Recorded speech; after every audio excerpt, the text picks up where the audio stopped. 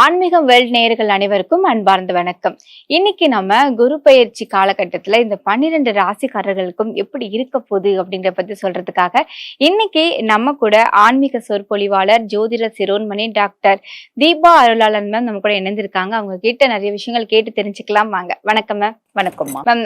இந்த குரு பயிற்சியில 12 ராசிக்காரர்களுக்கும் எப்படி இருக்க போகுது அப்படின்ற பத்தி இன்னைக்கு நம்ம இந்த வீடியோல பார்க்க போறோம். அதுக்கு முன்னாடி 12 வருஷத்துக்கு ஒருக்க குரு வந்து உச்சம் பெறாங்க. சோ இந்த குரு பயிற்சியில ஒரு சிறந்த பலன்கள் ஏதாவது இருக்கு, அதை பத்தி எங்களுக்கு ஒரு வார்த்தைகள்ல சொல்லுங்க மேம். கண்டிப்பாம்மா. பொதுவா வந்து பாருங்க, குரு பகவான் ஒவ்வொரு ராசிலையும் ஒவ்வொரு வருஷம் சஞ்சாரம் பண்ணுவாரு.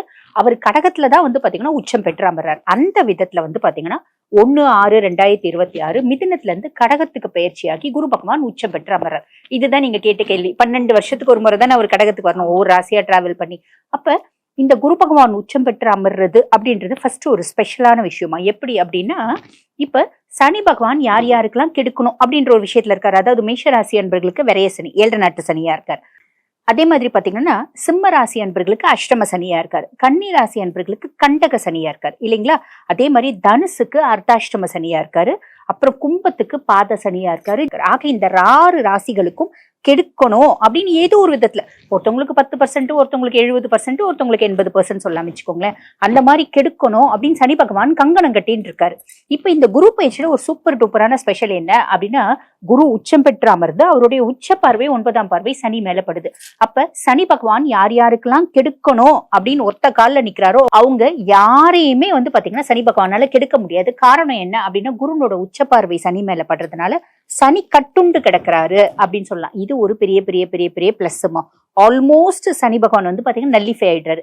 இப்ப இது எங்களுக்குலாம் அஷ்டம சனி, ரிஷபத்துக்குலாம் அஷ்டம சனி வந்த காலகட்டத்துல குருனோட பார்வையில இல்ல, அப்ப கஷ்டப்பட்டோம். இந்த காலகட்டத்துல சனி நல்லா இல்லாதவங்களுக்கும் ஒரு பெரிய ரிலீஃப் அப்படின்னு சொல்லலாம். அதாவது 6/2026 இருந்து ஏறக்குறைய 2027 பகுதி ஆஃப் வரைக்கும், ஒரு 5ஆம் மாசம் வரைக்கும் இந்த சனினால வரக்கூடிய கெடு பலன்கள் எந்த ராசிக்குமே இல்லை.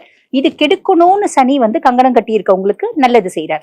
இப்ப சனி நல்லது செய்யணும்னே நிறைய ராசிகளுக்கு இருக்காரு பாத்தீங்களா. ரிஷபத்துக்கு வந்து பாத்தீங்கன்னா லாப சனியா இருக்காரு. அந்த மாதிரி கடகத்துக்கு பாக்கிய சனியா இருக்காரு. இந்த மாதிரி ஒவ்வொரு ராசிக்கும் நல்லது செய்யணும் அப்படின்னே சனி இருக்காரு பாத்தீங்களா. அவங்களுக்கு எல்லாம் குருனோட பார்வை என்ன பண்ணும் அப்படின்னா, சனி இன்னும் கொஞ்சம் என்ஹான்ஸ் பண்ணும். ஆல்ரெடி நல்லது செய்யணும் அப்படின்ற ஒரு நிலைமையில இருக்க சனி பகவான், பொதுவா சனி வந்து பாத்தீங்கன்னா மந்தன் முடவன், நிதானமா தான் செயல்படுவோம். Slow moving planet. ஒரு ராசில இருந்து இன்னொரு ராசிக்கு போறதுக்கு 2.5 வருஷ காலகட்டம் எடுத்துப்பா. அப்படிப்பட்ட பர்சனாலிட்டி மேல குருனோட பார்வை விழுந்தனால நான் உனக்கு நல்லது செய்யணும்னு முடிவு பண்ணிட்டேன், நிறைய சட்டுன்னு பட்டு நல்லது செய்ய போறேன். இதுவும் ஒரு பெரிய பிளஸ்மா. ஆக ஆல்மோஸ்ட் எல்லா ராசிகளுக்குமே இந்த குரு பயிற்சி நிறைய நல்லது செய்ய போகுது அப்படின்றது நிதர்சனமான உண்மை. ஓகே, இந்த குரு பயிற்சி வந்து இந்த ராசி வந்து அப்படியே சூப்பரா இருக்க போறாங்க அப்படின்னா அது எந்த மாதிரி ராசி? எல்லாருக்குமே நல்லது செய்ய போதுமா. பிராங்கா சொல்லணும் அப்படின்னா எல்லா ராசிகளுக்குமே நல்லது செய்ய போகுது அப்படின்னு தான் சொல்லணும். அந்த விதத்துல ரொம்ப நல்லது செய்ய போறது யாருக்கு அப்படின்னா ரிஷபத்துக்கு எக்ஸ்ட்ராடினரியா நல்லது. 3ஆம் பாவத்துல குரு மறையறானே அப்படின்ற விளக்கம் வந்து நம்ம ரிஷபத்துல பார்க்கலாம்.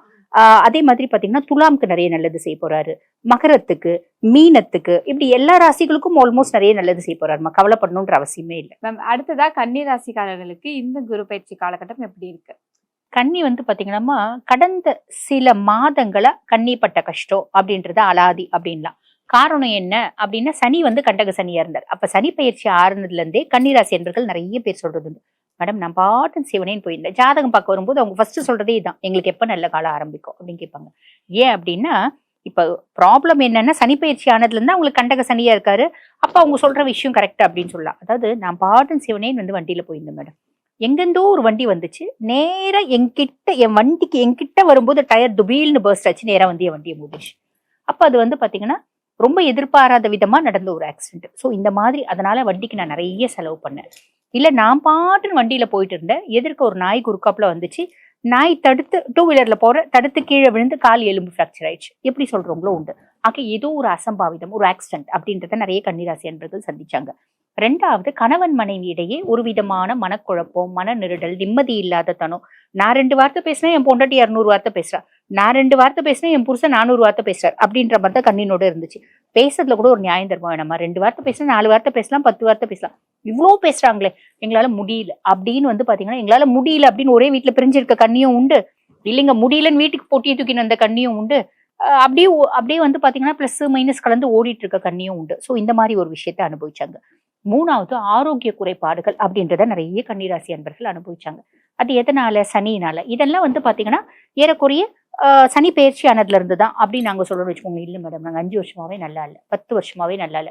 ஒரு சில கன்னி என்ன சொல்லுவாங்க, நான் 15 வருஷமாவே நல்லா இல்ல, கஷ்டப்பட்டுட்டே தான் இருக்கு அப்படிம்பாங்க. இதுக்கெல்லாம் என்ன காரணம் அப்படின்னா உங்க சுய ஜாதகத்துல தசை காரணம். சரி, எவ்வளவு நீங்க கஷ்டப்பட்டாலும் எவ்வளவு நாளா கஷ்டப்பட்டாலும் இப்ப கவலைப்படணும் அப்படின்ற அவசியம் இல்லை. காரணம் என்ன அப்படின்னா கண்டக சனி மேல குருனோட பார்வை இருக்கு. ஆக கண்டக சனி அமைதியாயிடுறாரு, கவலைப்பட வேண்டாம். ஃபர்ஸ்ட் அது ஒரு பெரிய ரிலீஃப்.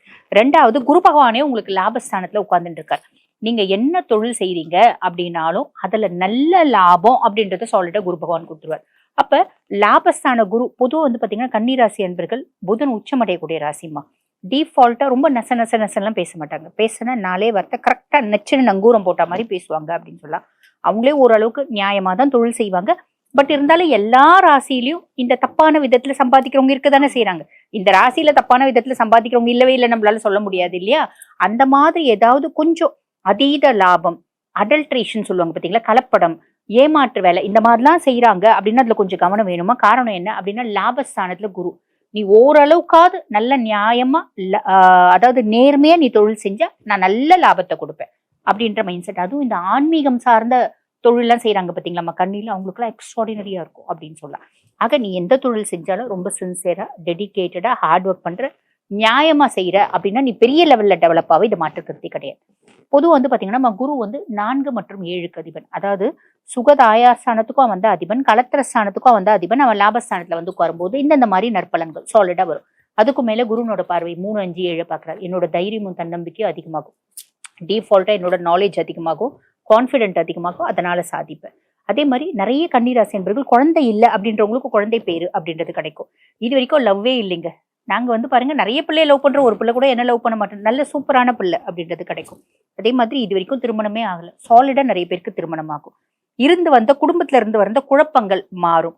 சனி கண்டக சனியா இருந்து குடும்பத்துல வந்து கேம் ஆடினார் பாத்தீங்களா, அவர் கம்முன்னு ஆவார். ஸோ ஹஸ்பண்ட் ஒய்ஃப் ரிலேஷன்ஷிப் ஸ்மூத்தா போகும். கன்னிராசிக்காரர்களுக்கு வந்து ஜாக்கிரதையா இருக்கணும் இந்த குருபெயர்ச்சி காலகட்டத்துல அப்படின்னா என்ன மாதிரி விஷயங்கள் மேம்? பொதுவாக வந்து பாத்தீங்கன்னா நம்ம 6ல ராகு இருக்காரு. இந்த 6ல இருக்க ராகு என்ன பண்ணுவாருன்னா கடன் எங்க கேட்டாலும் கிடைச்சிடும். கடன் எங்க கேட்டாலும் கிடைக்குதே, நிறைய கடன் வாங்கிடக்கூடாது. ஓகேங்களா? ஆரோக்கியத்துல கொஞ்சம் கவனம் அப்படின்றது வேணும். 6ல ராகுல பிளஸும் உண்டு, புரியுதுங்களா? பெரிய லெவல்ல கடன் வாங்காத, கடன் கொடுக்காத, ஆரோக்கியத்துல கவனம் அப்படின்றது வச்சுக்கோ. அதே மாதிரி பாத்தீங்கன்னா 6ஆம் மாசத்துக்கு மேல குருனோட பார்வை இல்லை இல்லைங்களா? குரு பயிற்சி ஆன பின்னாடி குருனோட பார்வை ராகு மேல இருக்காது. அப்ப என்ன பண்ணணும் அப்படின்னா ரொம்ப சிம்பிள். குரு பயிற்சி ஆனதுல இருந்து இவங்களோட அதீத தைரியம் அப்படின்றது வரும், அது மட்டும் கொஞ்சம் குறைச்சிக்கணும். ஓவரா தைரியம் வரும். இப்ப நீ வந்து என்ன 2 வார்த்தை திட்டின அப்படின்னு வச்சுக்கோங்க, எனக்கு இருக்க ஓவர் தைரியத்துல உன்னை 200 வார்த்தை திட்டுவேன். இல்லைன்னா ஒரு பிரச்சனை கை கலப்புக்கு நான் காரணம் ஆயிடுவேன். அந்த மாதிரி விஷயத்த நம்ம செய்யக்கூடாது. செய்யல அப்படின்னா அமைதியா போறோம். யாராவது வழியே நம்ம கிட்ட சண்டைக்கு வந்தா கூட ஓகேப்பா, சாரி, லெட் இட் பி அப்படின்னு ஒதுங்கி வந்துடுறோம்னா நல்லது.